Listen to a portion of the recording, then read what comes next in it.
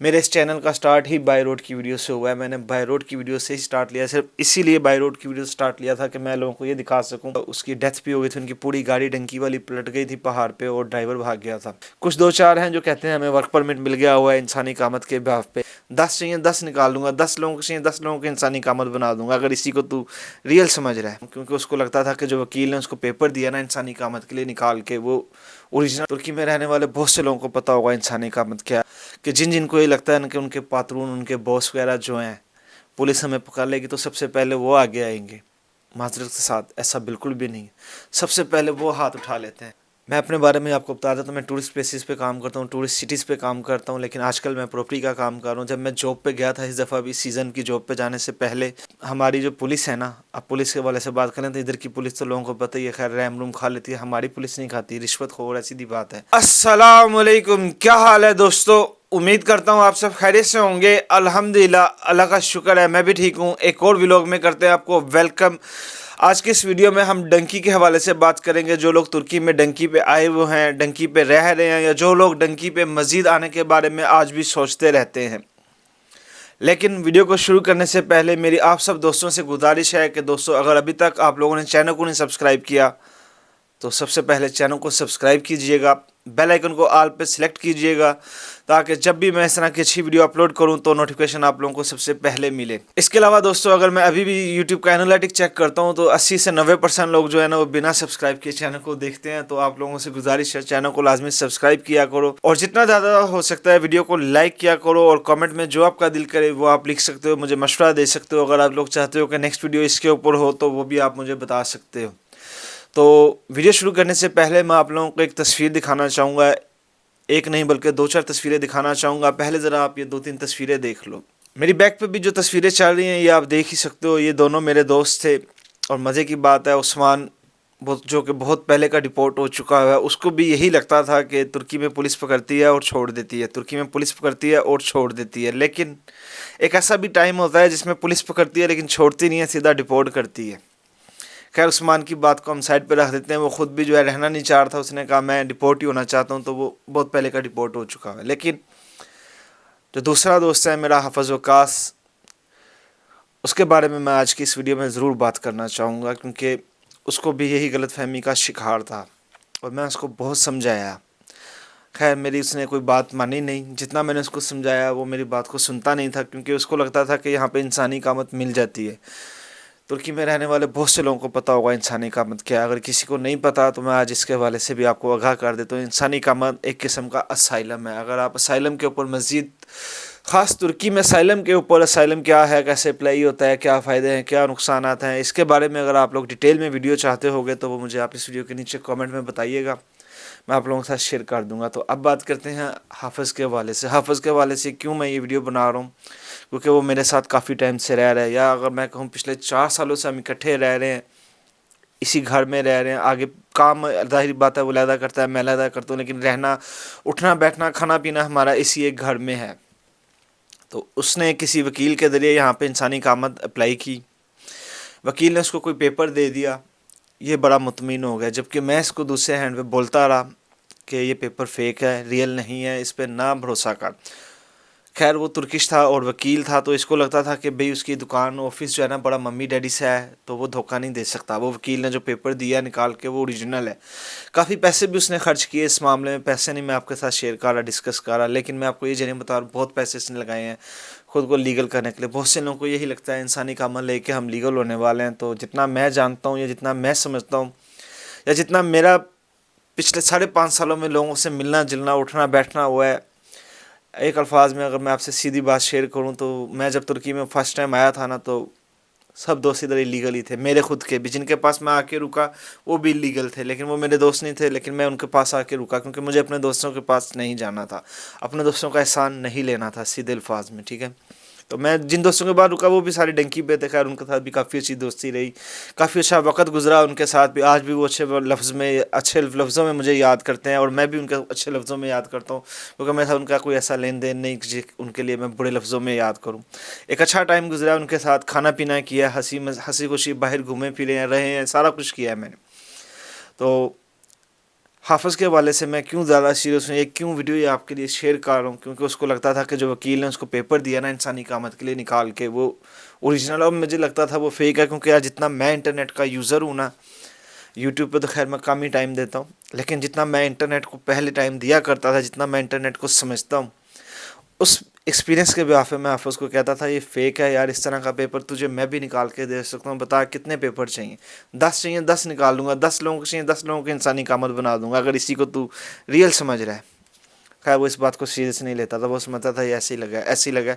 مجھے کہتا تھا مجھے رستے میں 2-3 بار پولیس نے پکڑا ہے، اور پولیس کو میں یہ پیپر دکھاتا ہوں وہ چھوڑ دیتی تھی۔ میں اسے کہتا تھا وہ پولیس جو ہے نا ڈپورٹ والی نہیں ہے، جب تجھے ڈپورٹ والی پولیس نے پکڑا نا تو تجھے وہ چھوڑیں گے نہیں، وہ تجھے سیدھا لے کے جائیں گے تھانے اور ڈپورٹ کر دیں گے۔ تو سین کچھ ایسا ہی ہوا ہے، اس بار اس کو پکڑا ہے، کام پہ جا رہا تھا اور پولیس نے اس کو فون بھی نہیں کرنے دیا۔ خیر اس نے کچھ کڑا کے جان چھڑانے کے لیے اپنے وکیل کو فون کیا ہے موقع پہ، لیکن وکیل کی بھی کوئی بات نہیں سنی، وکیل نے بھی اس کو ہاتھ کھڑا کر دیا۔ وکیل نے کہا جی ان سے بول سسٹم میں چیک کرو، آ جائے گی ڈیٹیل۔ جیسے ہی پولیس نے سسٹم میں ڈیٹیل ڈالی، ککھ بھی نہیں آیا۔ سیدھے الفاظ میں بتا رہا ہوں دوستوں، کچھ بھی نہیں نکلا، کیونکہ فیک تھا، نکلے گا کہاں سے؟ اس نے یقین کیوں کیا؟ ایک اچھا آفس دیکھ کے، دوسرا ترکش ہے، لوئل ہے، وغیرہ وغیرہ۔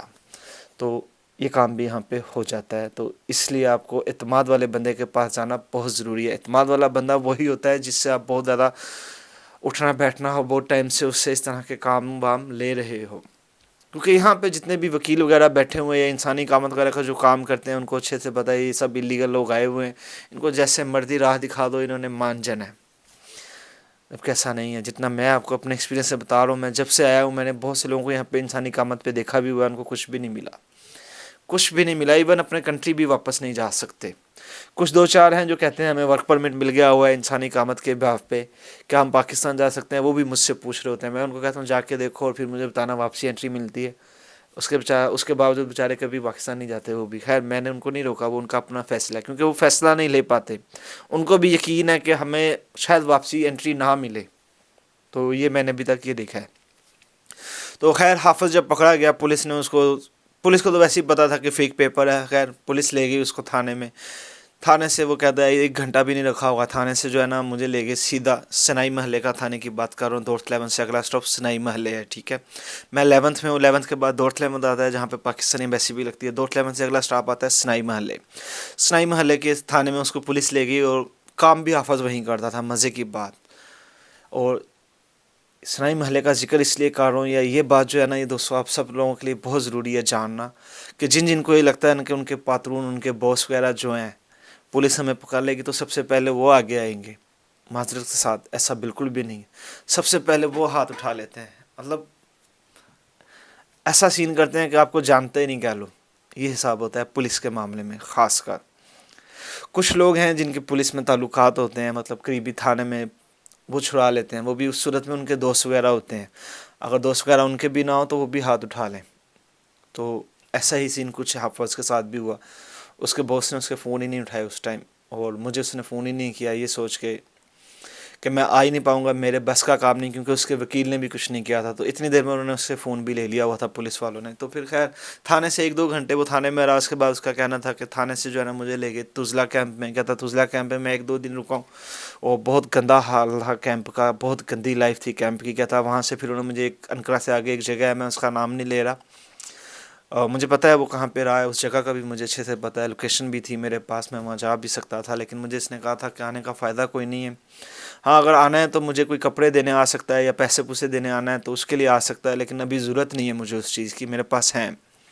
تو یہ اچھی بات تھی، اور آپ لوگوں کو بھی یہی بولوں گا جو بھی ادھر پہ ڈنکی والے ہیں، احتیاط کرو جتنی ہو سکتا ہے آج کل کے مہینے میں۔ پولیس چونکہ دسمبر کا مہینہ ہے، لاسٹ مہینہ چل رہا ہے، میں پچھلے 5 سالوں کے ایکسپیرینس اگر شیئر کروں نا، پولیس 2 دفعہ پکڑنا شروع کرتی ہے، یا تو چوتھے 5ویں مہینے کے درمیان، یا پھر لاسٹ والے مہینے میں، یعنی کہ نومبر اور دسمبر کے درمیان۔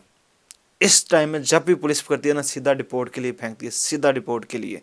اور ڈپورٹ میں بھی جو ہے نا آپ کو ڈپینڈ کرتا ہے کہ آپ لکھواتے ہو کہ میں نے ادھر رہنا ہے، پوچھتے ہیں بلکہ وہ آپ سے کہ آپ نے ادھر رہنا ہے، اور جو لوگ کہتے ہیں کہ ہم نے رہنا ہے، میرے خیال سے 6 مہینے، جہاں تک میں جانتا ہوں 6 مہینے کی سزا دیتے ہیں، اور وہ بڑی خطرناک ہوتی ہے۔ خطرناک سے مراد یہ بہت مشکل ہوتا ہے وہاں پہ رہنا، ہر بندہ نہیں رہ سکتا، میرے جیسا بندہ تو 1 دن بھی نہیں رہ سکتا ایسی جگہوں پہ، میں اپنا ایکسپیرینس سے بتا رہا ہوں آپ کو، میرے جیسا بندہ 1 دن بھی نہیں رہ سکتا، تو آفت نے پھر وہاں پہ 2 हफ्ते गुजारे हैं, पूरे 2 हफ्ते, और फ़ोन भी नहीं होता। तो बताने का मकसद ये है, जो भी ऐसे लोग हैं डंकी पे आगे पीछे, जो इधर पे कॉलिंग कार्ड मिलते हैं, आप लोगों के पास हमेशा होने चाहिए। हाफिज़ के पास भी वही था, इसलिए मेरा उसके साथ रब्ता था, वरना शायद ये भी रब्ता ना हो पाता। कॉलिंग कार्ड आप लोगों के पास हमेशा होना चाहिए। जितने भी इधर डंकी वाले हैं, मैं आप सबको मशवरा दे रहा हूँ, और एहतियात करो जितनी हो सकता है, पुलिस से बचो, दूर रहो। रास्ते में नज़र आता है सामने चौकी है, नाका लगा है, पुलिस है आगे पीछे, बंदा रास्ता बदल लेता है। जितनी एहतियात हो सकती है बंदा कर लेता है, क्योंकि एहतियात आप लोगों के हाथों में। आप इधर डंकी पे है, वो आपने ये रास्ता खुद ही चुना हुआ है। और जो लोग नए आने वाले आज भी ये सोचते हैं कि हम इस रास्ते से आएंगे, बड़ा अच्छे से खा पी लेंगे, कमा पी लेंगे, पुलिस कुछ नहीं कहेगी, ये वो जो बातें हैं ना दोस्तों, आज से 2.5-3 साल पहले की हैं, मौजूदा टाइम की नहीं है। मौजूदा टाइम में ऐसा कोई सीन नहीं है। मौजूदा टाइम में 2022 का भी आखिरी महीना चल रहा है, 2023 भी आने वाला है।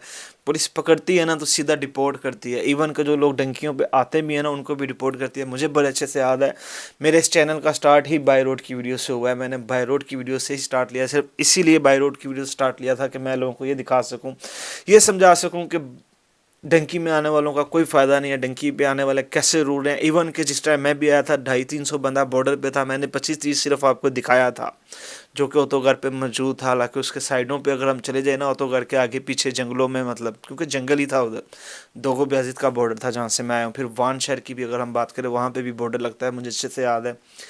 एक दोस्त का भाई यार था, उसकी डेथ भी हो गई थी, उनकी पूरी गाड़ी डंकी वाली पलट गई थी पहाड़ पे, और ड्राइवर भाग गया था, और सारे बंदों की डेथ हो गई थी। सिर्फ सिवाय मेरे ख्याल से 2-4 बंदे बचे थे, जिनमें एक बच्चा भी बचा था।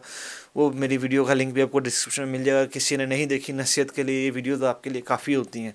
ये जो आजकल भी मैंने आपके साथ डंकी की वीडियो शेयर की, उसका मकसद ये नहीं है जो लोग समझ रहे हैं कि डंकियों पे हम आए। उसका मकसद आपको आगाह करना है कि भाई यहाँ पे डंकी वालों के ये हालात हैं, कभी भी पुलिस पकड़ेगी सीधा रिपोर्ट। अगर आजकल के दिनों में भी आप 2.5-3 लाख लगा कर डंकी पे आ रहे हो, कुछ तो इससे भी ज़्यादा लगा के आते हैं माजरत के साथ, तो अगले दिन ही अगर आप पकड़े जाते हो, रास्ते में जो भी हो वो एक अलग बात है, बहुत कुछ हो सकता है रास्ते में, उसका भी आप जहन में रखिएगा। तो मिसाल के तौर पे अगर यहाँ पे आप पकड़े जाते हो डंकी पे आने के बाद, 2.5-3 लाख लगा के आने के बाद, तो पुलिस तो सीधा रिपोर्ट कर देगी। क्या कर लोगे 2.5-3 लाख लगा के आने, पूरे भी ना हो सकें शायद।